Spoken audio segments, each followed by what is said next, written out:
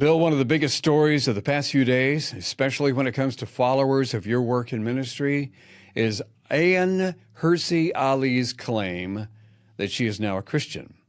Now, let's take a look at her essay. And for anyone unfamiliar with her, she was considered one of the most prominent atheists since the early 2000s.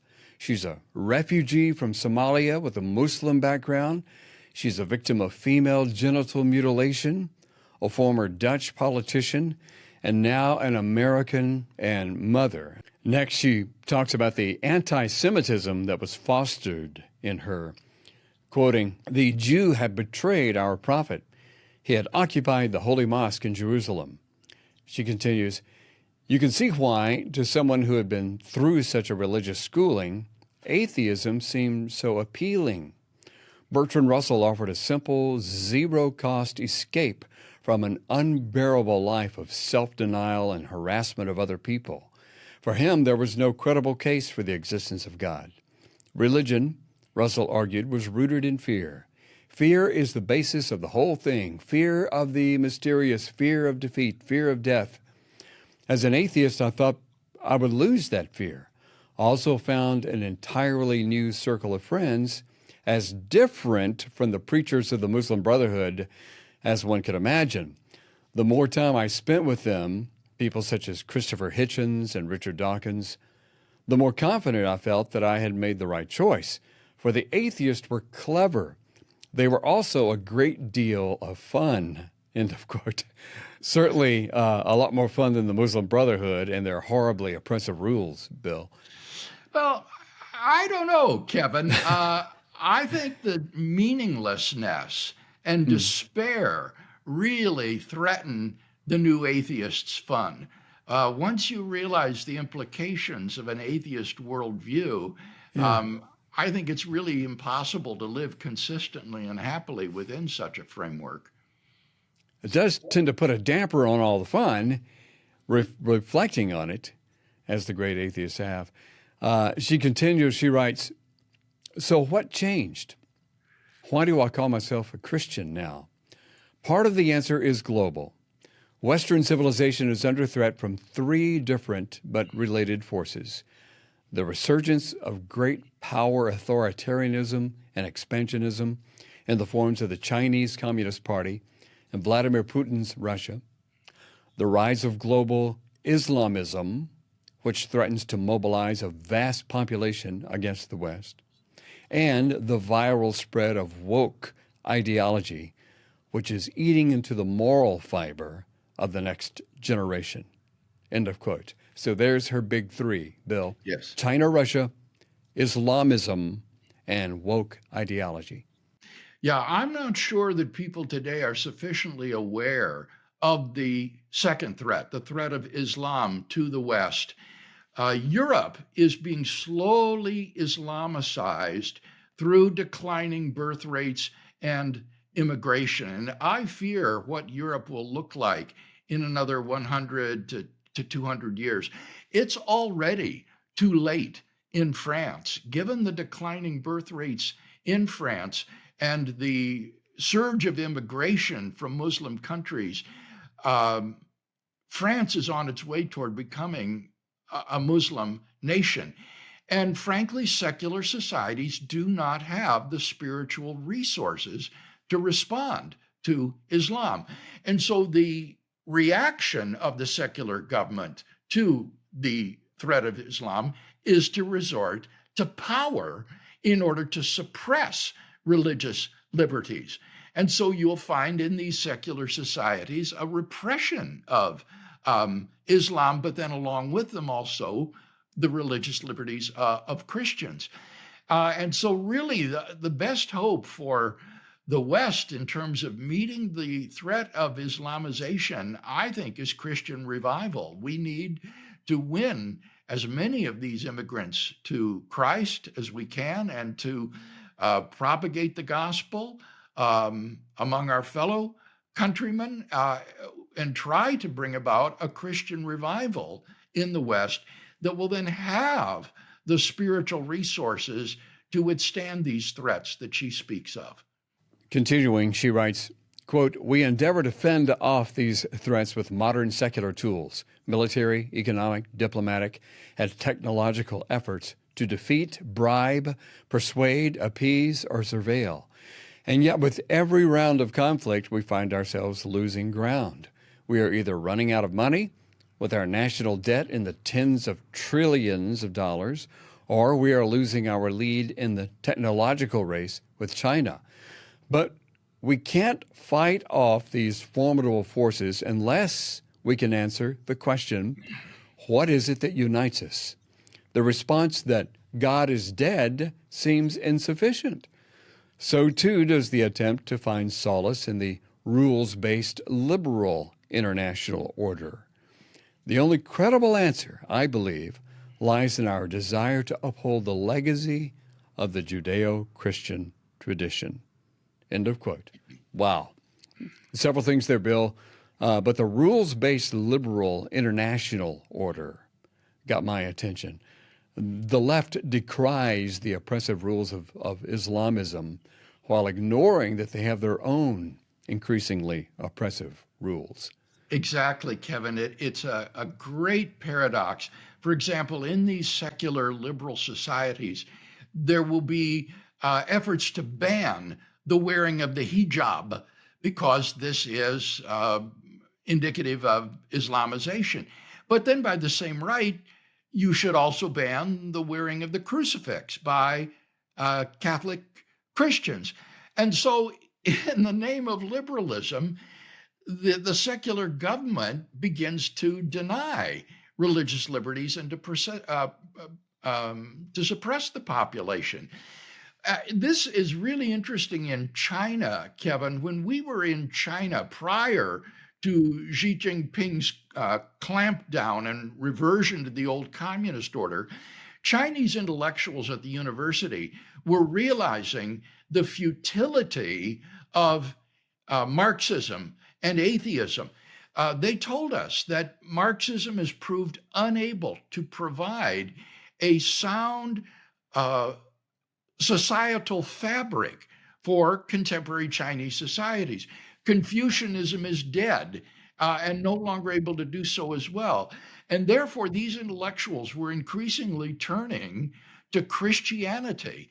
And they noted that Christianity is not an imposition from the West. It is, in fact, an indigenous Chinese religion that goes back to the first few centuries after Christ through the Church of the East as the gospel was carried into China. And so Chinese intellectuals, when we were there, were saying exactly the same thing that Ayaan is saying, that Christianity will provide a sound social fabric for maintaining the kind of society that allows for freedom and religious liberty. But without it, it's hard to see how this can happen.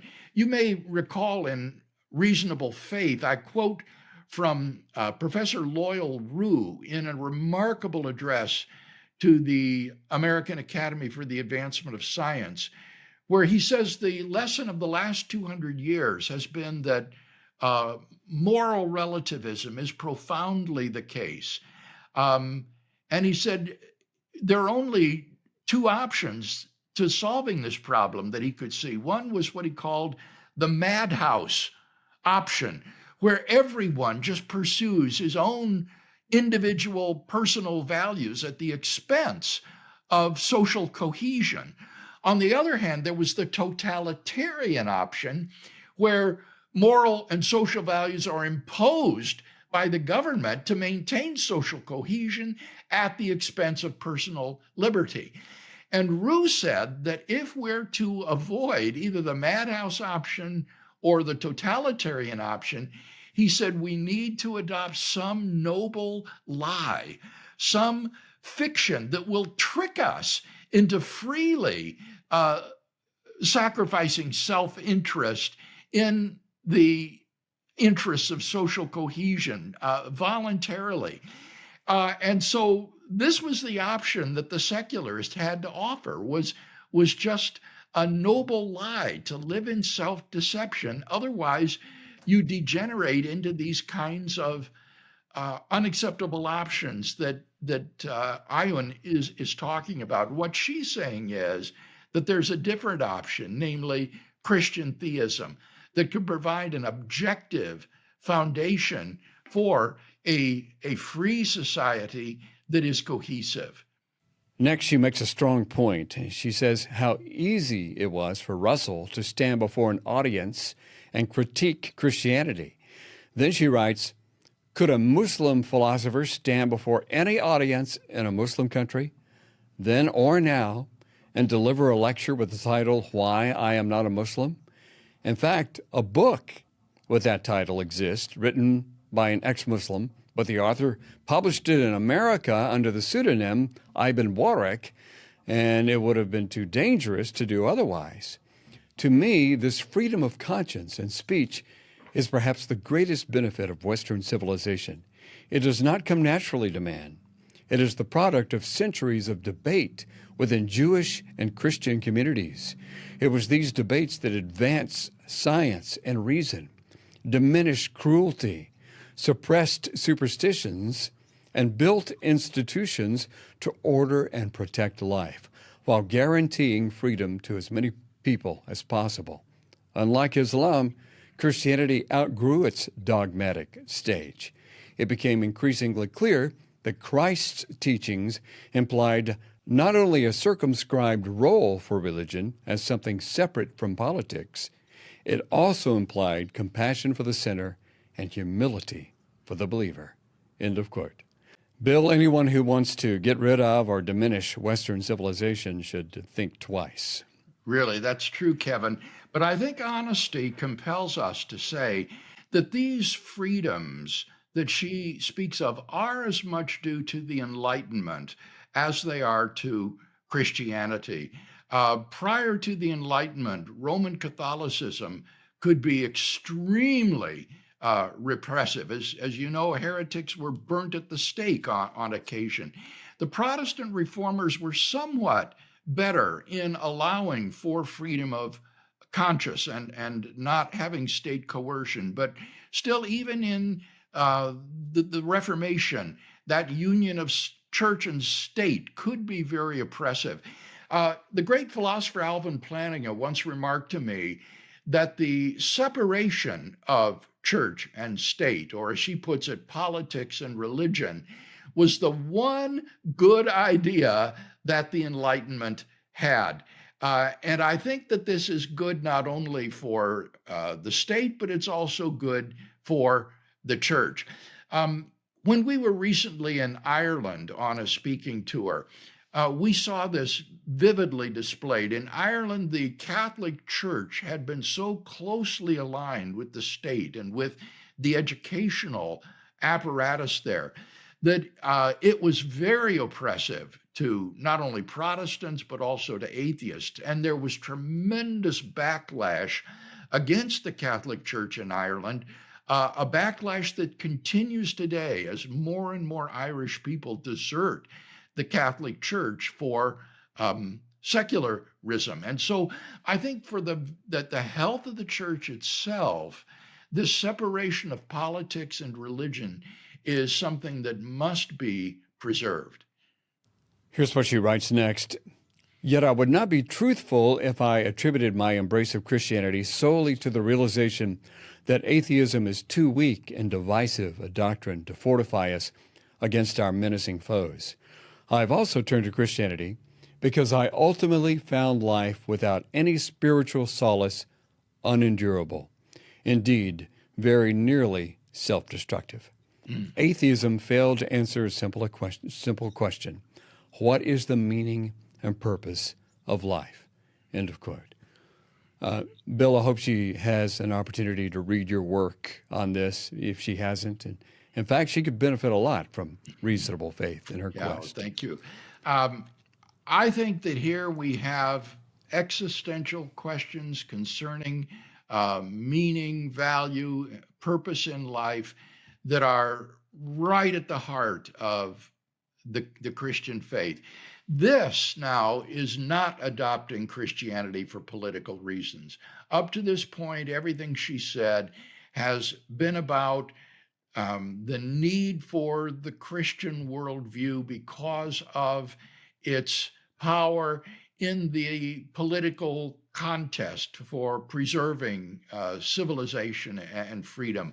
But now she's talking about very personal existential questions.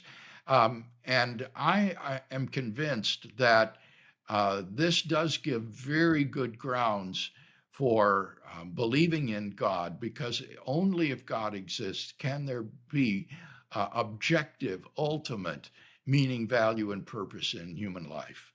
Let's look at the remaining few paragraphs in this essay. She writes, quote, Russell and other activist atheists believe that with the rejection of God, we would enter an age of reason and intelligent humanism. But the God hole that the void left by the retreat of the church has merely been filled by a jumble of irrational, quasi-religious dogma. The result is a world where modern cults prey on the dislocated masses, offering them spurious reasons for being and action, mostly by engaging in virtue-signaling theater on behalf of a victimized minority or our supposedly doomed planet. The line often attributed to G.K. Chesterton has turned into a prophecy. When men choose not to believe in God, they do not thereafter believe in nothing. They then become capable of believing in anything. End of quote there. Well, Bill, she looked into the vacuum and does not like what she sees. Yes, I think when she talks about virtue signaling theater on behalf of a victimized minority or our supposedly doomed planet, she's probably expressing skepticism about climate change and other programs in social justice that are championed by the left. And without wanting to make any pronouncement on the scientific merits of climate change, I think what we can say is that when these movements become quasi-religious, as they sometimes seem to do, then indeed they are guilty of what Chesterton says, that people have turned away from believing in God, and now they become capable of just believing in anything, and they make climate change or social justice into a sort of quasi-religious movement, and I think that that is quite misplaced. Here's how she ends the essay, quote, in this nihilistic vacuum, the challenge before us becomes civilizational. We can't withstand China, Russia, and Iran if we can't explain to our populations why it matters that we do.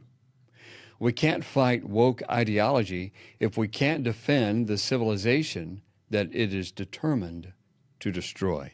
End of quote.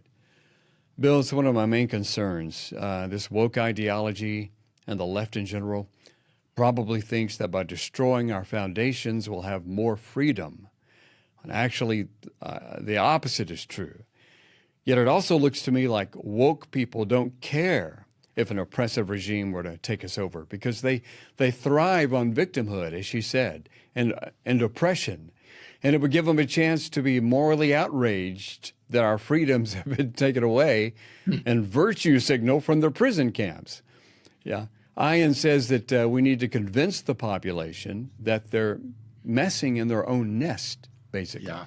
I suppose, Kevin, that a great many people really do hate the West and hate the United States and want to see the demise of the West.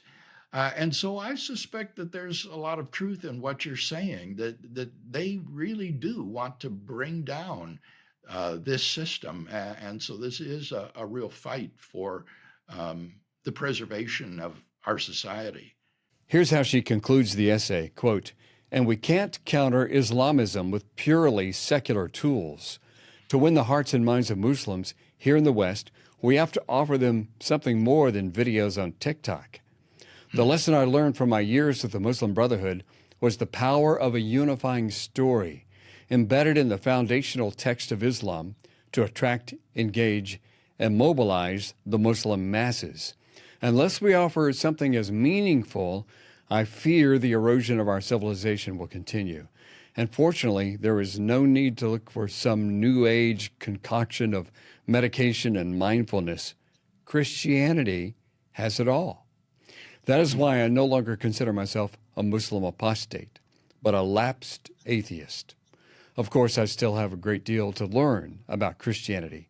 I discover a little more at church each Sunday.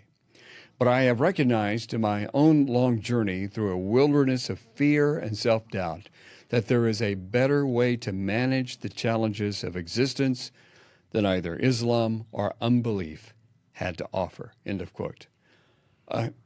Comment on that, Bill, and then we'll look at a brief clip from Michael Shermer. Yeah, well, isn't that wonderful? I'm so encouraged that Sunday by Sunday, as she attends church, she's learning more about her newfound faith. And so I wish her all the best in this spiritual journey, and that she'll continue to grow in her relationship with Christ. And real quick here, there have been multiple responses to this essay online. Here's a clip from atheist Michael Shermer. Check this out. Nothing Ayaan has written in her essay changes my evaluation of her as a heroic figure. I simply think she's mistaken. We all are about a great many things, and maybe I'm wrong here and she's right. But I think reason and history prove otherwise. Let me explain. In the spirit of respect for what is on the line here, starting with the subtitle of Ayaan's essay, Atheism Can't Equip Us for Civilizational War. She's right, but not in the way she thinks. Atheism, per se, can't equip anyone for anything because it's not a belief system or a worldview. Atheism just designates a lack of belief in God. Full stop. It is a purely negative statement, an indicator that someone does not believe. A lack of belief can never be the basis of a belief system. I'm an atheist in the same sense that I'm an a-supernaturalist or an a-paranormalist. There's no such thing as the supernatural or the paranormal. These descriptors are just linguistic placeholders for mysteries we have yet to explain. Once explained, they move into the realm of the natural and the normal. Well, I don't think Shermer's been listening to our podcast, Bill. You've talked about the definition of atheism many times, and you can address that. But also, isn't she talking about the philosophical and cultural ramifications of secularism and atheism? Yes, I think that Shermer's response is faulty on several levels.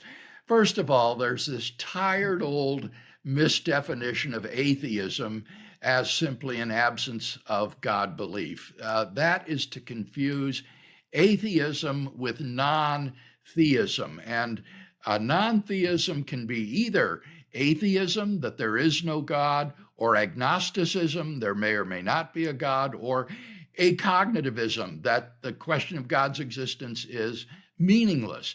And so he's simply misdefining the term.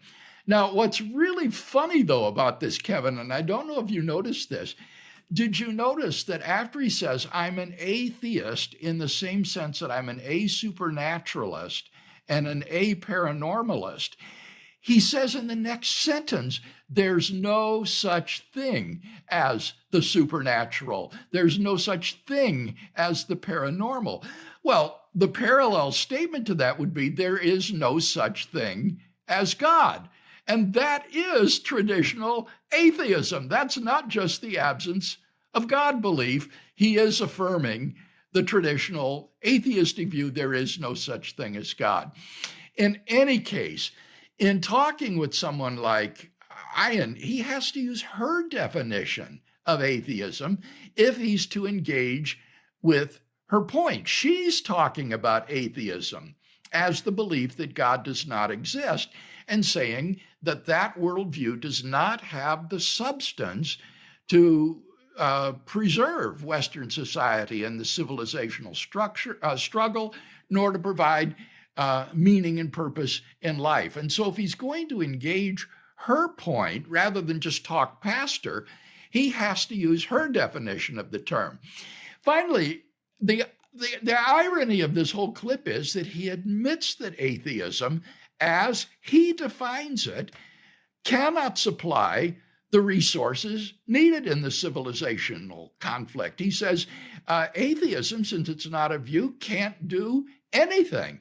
So really, he concedes her point on his own definition of atheism.